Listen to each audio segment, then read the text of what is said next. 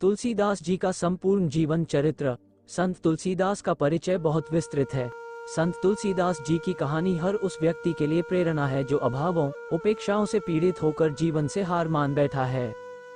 जब बच्चे थे तब काल के क्रूर हाथों ने उनके माता पिता को उनसे छीना। माता के गर्भ में 12 माह व्यतीत करके एक अशुभ मुहूर्त में मुंह में 32 दांत लिए पैदा होने वाला बालक, जिसके बारे में उसके बचपन से ही अनेक अमंगलकारी बातें लोगों में व्याप्त हो गई थी। इतनी विपरीत स्थितियों के बाद भी अपने पुरुषार्थ से अपना और अपने माता पिता, गुरुजनों का नाम इतिहास में स्वर्णाक्षरों में अंकित करवाने वाले सपूत थे तुलसीदास। एक कवि के रूप में वे रामचरितमानस, विनय पत्रिका, हनुमान बाहुक, गीतावली, दोहावली, कवितावली, गौरी मंगल, जानकी मंगल, हनुमान चालीसा आदि असंख्य नामी बेनामी रचनाओं के रचनाकार के रूप में जाने जाते हैं। लोकप्रियता की पराकाष्ठा यह है कि कलयुग में उन्हें महर्षि वाल्मीकि के पुनःअवतरित अवतार के रूप में पूजा जाता है। एक संत के रूप में बाबा तुलसीदास जी का यश एक रामानंदी वैष्णव, प्रभु श्री राम के परम भक्त और अपने व्यक्तित्व व कृतित्व से शैव तथा वैष्णव संप्रदाय के बीच सेतु बनाने वाले संत के रूप में अमर है। लेखनी इतनी सुंदर कि उनकी हस्तलिखित पांडुलिपियों को देखकर विद्वान यह अनुमान लगाने को मजबूर हो जाते हैं कि निश्चित ही उस समय भी कैलीग्राफी का अस्तित्व रहा होगा। और एक लोकोपकारी और समाज सुधारक जिसने तात्कालिक मुगल राज में क्षीण पड़ते हिंदू शौर्य को राम कथामृत देकर न सिर्फ पुनः जीवन दिया बल्कि अक्षुण्ण कर दिया। तो आइए इस महापुरुष की जीवन कथा को सरसरी तौर पर जानने का प्रयास करते हैं। रामबोला दुबे आज के कासगंज जिले के सोरों, जिसे प्राचीन काल में शूकर क्षेत्र कहा जाता था, में आत्माराम दुबे नाम के एक ब्राह्मण का परिवार रहता था जिसकी पत्नी का नाम हुलसी था। परिवार गरीबी में दिन गुजार रहा था, लेकिन परिवार में भगवत भक्ति का वास था।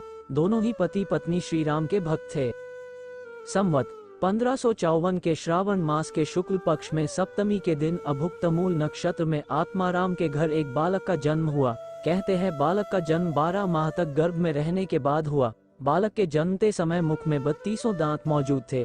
बालक जन्म के समय रोया नहीं और उसके मुंह से राम निकला। इसी कारण इस बालक का नाम रामबोला रख दिया गया। यद्यपि प्रचलित मान्यताओं के अनुसार अभुक्तमूल नक्षत्र जन्म का एक शुभ नक्षत्र नहीं माना जाता, फिर भी आत्माराम और पत्नी हुलसी दोनों ही पुत्र प्राप्त कर प्रसन्नता से खिल उठे। गंगा जी के तट पर सोरो में बाबा नरहरिदास का आश्रम था। बाबा नरहरिदास प्रसिद्ध वैष्णव संत और रामानंदी संप्रदाय के प्रणेता संत रामानंदाचार्य जी के प्रमुख शिष्यों में से एक थे। बाबा नरहरिदास स्वयं एक परम वैष्णव संत और सच्चे राम भक्त थे। चारों ओर उनका यश फैल रहा था। आत्माराम को जब भी समय मिलता सोरो बाबा के दर्शन करने हुलसी के साथ आते थे। एक बार वे बालक रामबोला के 5 वर्ष पूरे होने के शुभ अवसर पर सोरो आए थे और बाबा जी के आश्रम में ही आकर रुके थे। दूसरे दिन बाबा नरहरिदास जी द्वारा राम कथा पर प्रवचन हुए। भक्तों की भीड़ उनके अमृत वचनों को मन लगाकर सुन रही थी और झूम रही थी। इस भीड़ में सबसे आगे बाबा जी के ठीक सामने एक पति पत्नी बैठे थे। उनकी गोद में एक 5 वर्ष का सुंदर बालक बैठा हुआ बाबा जी के मुख को बड़े ध्यान से देख रहा था। पता नहीं बाबा के मुख से निकले वचनों को वह कितना समझ पा रहा था, पर लग ऐसा रहा था कि जैसे वह उन वचनों के रस में सराबोर हो उठा हो। शायद बाबा की अधप की दाढ़ी, ध्यान में डूबी उनकी अधखुली आंखें और उनका तेजमय चेहरा उसे अपनी ओर खींच रहा था। शायद बाबा के स्वर में ऐसा जादू था कि अधिक कुछ न समझ पाते हुए भी वह बालक चकित होकर सुन रहा था। कथा सुनाते सुनाते जब एक स्थान पर बाबा नरहरिदास रुके और ध्यान में डूबी उनकी भाव विभोर अधखुली आंखें पूरी खुली, तो उनका ध्यान उस बालक की ओर गया। बालक के सुंदर मुंह और उसके भाव को देखकर बाबा ने उससे बातचीत शुरू कर दी। क्यों बेटा, कथा अच्छी लगी? बालक ने बहुत भोले भाव से हाँ में सिर हिला दिया। उसके माता पिता गदगद हो उठे। उन्होंने आगे बढ़कर स्वामी जी के चरणों को छुआ। उनके कहने पर बालक ने भी अपने नन्हे हाथों से बाबा के चरण छुए। बाबा ने उसके सिर पर हाथ रखकर उसे आशीर्वाद दिया।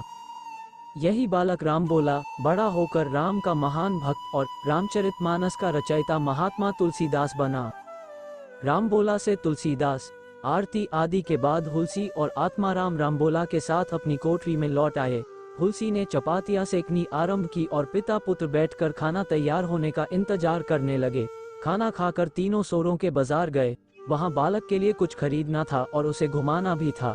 लौटकर तीनों फिर कीर्तन और पूजा पाठ में शामिल हो गए। रात को पता नहीं क्या हुआ कि हुलसी और आत्माराम को बहुत तेज बुखार चढ़ आया। वे पीड़ा से बुरी तरह तड़पने लगे। बालक रामबोला थककर गहरी नींद सो रहा था। उन दोनों की कराह सुनकर बाबा के चेले आए। उन्होंने उनकी देखभाल की। उनकी हालत खराब देखकर बाबा नरहरिदास भी कोठरी में पधारे। काफी इलाज किया गया, पर सुबह होते होते दोनों ही स्वर्ग सिधार गए। बालक रामबोला की आंखें खुली। माता पिता को बिना हिले डुले पड़े देख और भीड़ को इकट्ठा पाकर वह घबरा उठा और जोर जोर से रोने लगा। बाबा ने रामबोला को एक चेले के हाथ सौंपा और उन ब्राह्मण पति पत्नी की दाह क्रिया का इंतजाम कराया। रामबोला खूब रोया, पर किसी तरह उसे बहलाया गया। अब वह बेसहारा हो गया था। उसका अंदर का मन भी समझ गया था कि बाबा नरहरिदास के सिवाय अब उसका कोई नहीं है। वह बाबा के चरणों में ही रहने लगा। बाबा को उस अनाथ बालक पर दया आई। उनके हृदय में ममता उमड़ उठी। उन्होंने तय किया कि वे इस बालक को पालेंगे और पढ़ाएंगे लिखाएंगे। उन्हें इस बालक के प्रति एक मोह सा पैदा हो गया था। उसे वे अयोध्या अपने साथ ले गए और वहां संवत 1561 माघ शुक्ला पंचमी शुक्रवार को उसका यज्ञोपवीत संस्कार कराया। बिना सिखाए ही बालक ने गायत्री मंत्र का उच्चारण किया, जिसे देखकर सब लोग चकित हो गए। इसके बाद नरहरि स्वामी ने वैष्णवों के 5 संस्कार करके रामबोला को राम मंत्र की दीक्षा दी। रामबोला वहीं बाबा के पास रहने लगा। वहीं उसने पहला अक्षर ज्ञान किया और धीरे धीरे शरीर से बड़ा होने के साथ साथ विद्या सीखने में भी आगे बढ़ने लगा। बाबा नरहरिदास ने अपने नए चेले का नया नाम रखा तुलसीदास। जब तुलसीदास किशोरावस्था तक पहुंचे तो बाबा जी ने ऊंची पढ़ाई के लिए उन्हें काशी भेज दिया। काशी में रहकर तुलसीदास ने वेदों और शास्त्रों की अच्छी पढ़ाई की। संस्कृत भाषा और व्याकरण का भी उन्होंने अच्छा ज्ञान हासिल किया। सोरों में रहते रहते ही वे स्थानीय भाषा में कुछ कविता करने लगे थे। काशी में उन्होंने अपने इस रियाज को बढ़ाया। राम की भक्ति के कितने ही पद उन्होंने रचे, जिनको सुनने वालों ने बहुत पसंद किया। तभी उनके मन में ये बात उठी कि क्यों न राम की कथा को जनता की भाषा में लिखा जाए। पर उस समय यह विचार ही बनकर रह गया। राम की कथा उस समय तक संस्कृत में ही लिखी जाती थी। उसका जन भाषा में लिखा जाना पाप माना जाता था। शायद ये बात बाबा तुलसीदास को भी उस समय पता न होगी कि भविष्य में लोक भाषा में राम कथा लिखकर जनमानस में अलग जगाने का पुण्य कार्य विधाता ने उन्हीं के प्रारब्ध में लिख रखा है। फिर भी एक बात निश्चित रूप से कही जा सकती है कि पूत के पांव पालने में ही दिखाई दे जाते हैं। कहावत तुलसीदास जी के ऊपर पूरी तरह से चरितार्थ हो रही थी। तुलसीदास और रत्नावली का विवाह। काशी में कितने ही वर्ष रहकर और विद्या हासिल करके तुलसी अपने गुरु के पास सोरों लौट आए। वे उनके पास रहकर गुरु की सेवा में व्यस्त रहने लगे। यहीं पास के ही एक गांव के दीनबंधु पाठक ने तुलसीदास को देखा। दीनबंधु पाठक वशिष्ठ गोत्रीय ब्राह्मण थे, जो कहा जाता है कि कासगंज जिले में स्थित बदरिया गांव के निवासी थे और संयोग से अपनी विवाह योग्य कन्या के लिए उपयुक्त वर तलाश कर रहे थे। तुलसीदास उस समय 21-22 वर्ष के बहुत सुंदर युवक थे। उनका रंग गोरा था और बदन गठा हुआ था। माथा ऊंचा और मुंह पर तेज था। पाठक जी ने देखते ही उन्हें पसंद कर लिया। तुलसीदास की रची हुई कविताएं भी सुनी और जान लिया कि युवक होनहार है और कि अपनी बेटी रत्नावली का विवाह तुलसीदास के साथ कर दिया। रत्नावली बहुत ही सुंदर थी। वे अपनी पत्नी को बहुत ही प्यार करने लगे थे और एक पल के लिए भी उसे अपनी आंखों से दूर करना उन्हें सहन नहीं होता था। तुलसीदास को कोई काम मिलता वे जैसे तैसे उसे पूरा करते और सीधे घर पहुंच जाते। वहां वे रत्नावली को काम करते देखते तो उससे बातें करते, उसके साथ भोजन करते और तरह तरह की बातों में अपना समय बिताते। जब रत्नावली को पति के पास रहते रहते बहुत दिन बीत गए, तब एक दिन रत्नावली का बड़ा भाई उसे लिवाने आ पहुंचा। तुलसी के सिर पर जैसे दुख का पहाड़ टूट पड़ा हो। उनका मन छोटा हो गया। उन्होंने रत्नावली के भाई की अच्छी आवभगत की, पर जब उसने अपनी बहन को ले जाने की बात छेड़ी तो तुलसीदास ने साफ इनकार कर दिया। अब रत्नावली का भाई तुलसीदास के मामाओं के पास पहुंचा। मामाओं ने भी तुलसीदास को बहुत उच्च नीच समझाई, पर तुलसी आश्रम में पले थे। गृहस्थियों की उच्च नीच को वे नहीं समझते थे। मामाओं के सामने तो वे न बोले, पर अलग में अपने साले से उन्होंने साफ साफ कह दिया कि रत्नावली को किसी भी दशा में नहीं भेजेंगे। हार कर पत्नी का भाई लौट गया। तुलसीदास की जान में जान आई। वे फिर पहले की तरह हंसी खुशी से रहने लगे। कुछ दिन बाद की बात है। वे अपने काम से घर लौटे तो रत्नावली को उन्होंने घर में नहीं पाया। पड़ोसियों से पूछने पर पता चला कि रत्नावली का भाई आया था और उसे लिवा ले गया है। ये सुनते ही तुलसीदास को ऐसा लगा जैसे उनका खजाना लूट गया हो या उनके प्राण ही उड़ गए हों। रत्नावली से खाली उस घर में वे घुस नहीं सके और जैसे खड़े थे वैसे ही ससुराल के गांव की ओर चल पड़े। जिस समय वे चले उस समय शाम होने को थी। रास्ते में यमुना नदी पड़ती थी और 20-25 कोस चलना भी था, पर तुलसीदास ने इन सब बातों का कोई विचार नहीं किया। वे इतने बेचैन हो उठे कि भूख प्यास को भी भूल गए, सवारी का प्रबंध भी नहीं किया और लपक लिए। वे चल नहीं रहे थे, लगभग भागे जा रहे थे। वे शायद कुछ भी सोच नहीं रहे थे। उनके दिमाग में बस एक रत्नावली का चित्र था और ये दुख था कि वह उनसे बिना पूछे कैसे चली गई। पर वे लवली को दोष नहीं दे पा रहे थे। वे सोच रहे थे कि जरूर ही रत्नावली जाना नहीं चाहती होगी, उसका भाई ही उसे जबरदस्ती लिवा ले गया है। जब तुलसीदास यमुना के तट पर पहुंचे तब रात हो चुकी थी। पार कराने वाली आखिरी नाव किनारे को छोड़कर जा चुकी थी। बरसात का मौसम होने के कारण नदी चढ़ी हुई थी। नदी का पाट इतना चौड़ा था कि दूसरा छोर दिख नहीं पड़ता था। जल बड़ी तेज गति से बहा जा रहा था, मोटी मोटी लहरें उठ रही थी। पर तुलसीदास के सिर पर कुछ ऐसा भूत सवार था और रत्नावली से मिलने की ऐसी छटपटाहट उनमें थी कि उस समय वे सोचने और लाभ हानि को गिनने की स्थिति में नहीं थे। उन्होंने आव देखा न ताव उन्होंने जूते निकालकर कमरबंद में खोंसे और नदी में कूद पड़े।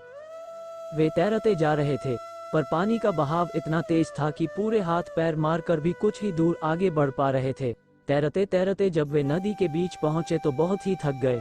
यहाँ पानी बहुत गहरा था, पैर टिकाने का तो सवाल ही नहीं था।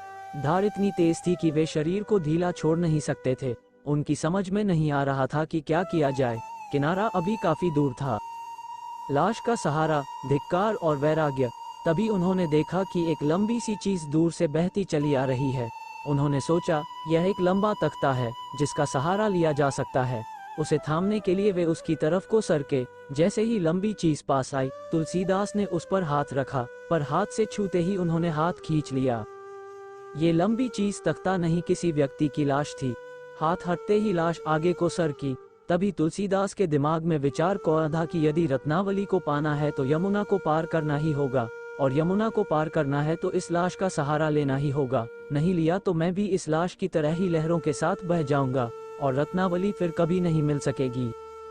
दूसरे ही पल हाथ फेंककर उन्होंने उस बहती लाश को पकड़ लिया और उसके ऊपर अपने आप को टिकाकर धीमे धीमे नदी पार करने लगे। नदी पार हो गई, लाश को उन्होंने छोड़ दिया, वह आगे बह गई और वे तट पर बैठकर सुस्ताने लगे। कुछ देर सुस्ताकर तुलसीदास फिर आगे बढ़े। रात बढ़ती जा रही थी और उनकी ससुराल का गांव नजदीक आता जा रहा था। जब उन्होंने गांव में पैर रखा तब लगभग आधी रात बीत रही थी। वे ससुराल के द्वार पर पहुंचे। उन्होंने द्वार को थपथपाया। शायद दीनबंधु पाठक अभी जाग ही रहे थे। आवाज सुनकर उन्होंने दरवाजा खोल दिया। देखते ही पाठक जी सन रह गए। उनका जमाई बदहवास और बुरी हालत में सामने खड़ा था। तुलसीदास ने प्रणाम किया और बिना किसी संकोच के पूछा, क्या रत्नावली यहाँ आए है? हाँ, दीनबंधु बोले, आप अंदर चलिए। दीनबंधु तुलसीदास को अंदर लेवा ले गए। पल भर में सारा घर जाग उठा। रत्नावली के आने की खुशी में सब लोग बहुत देर से तो सोए ही थे। घर में एक हलचल मच गई। बहनें और अन्य स्त्रियां रत्नावली को घेर कर प्यार से खिजाने लगी। तुलसीदास के कपड़े बदलवाए गए। सास उनके लिए गरम गरम दूध और मिठाई ले आई। वे खाते जाते थे और सबके चेहरे को देखते जाते थे। सबके मुंह पर दुत्कार का भाव था, मानो सब उसका मजाक उड़ा रहे हों। सहसा एक पछतावे का भाव उनमें पैदा हुआ, पर रत्नावली को देखने की ललक उनमें उतने जोर की थी कि वे आगे पीछे कुछ सोच नहीं सके। सास उनके मन के भाव को समझ रही थी। खिलाने पिलाने के बाद उसने उन्हें रत्नावली से मिलने जाने दिया। जब तुलसीदास रत्नावली के कमरे में पहुंचे तो वह गुस्से से तनी बैठी थी। उसका मुंह लाल हो रहा था। बहनों और भाभियों ने उसे बहुत चिढ़ाया था और वह अपने पति पर बहुत खींची हुई थी। तुलसीदास को देखते ही उसने कहा, लाज न लागत आपको, दौरे आयहु साथ, धिक धिक ऐसे प्रेम को, कहा कहो मैं नाथ। अस्थि चर्म मय देह मम, तामे ऐसी प्रीति, तैसी जो श्री राम महन, होती न तो भव भीति। आपको शर्म नहीं आई, जो पीछे पीछे दौड़े चले आए। ऐसा भी क्या प्रेम हो गया?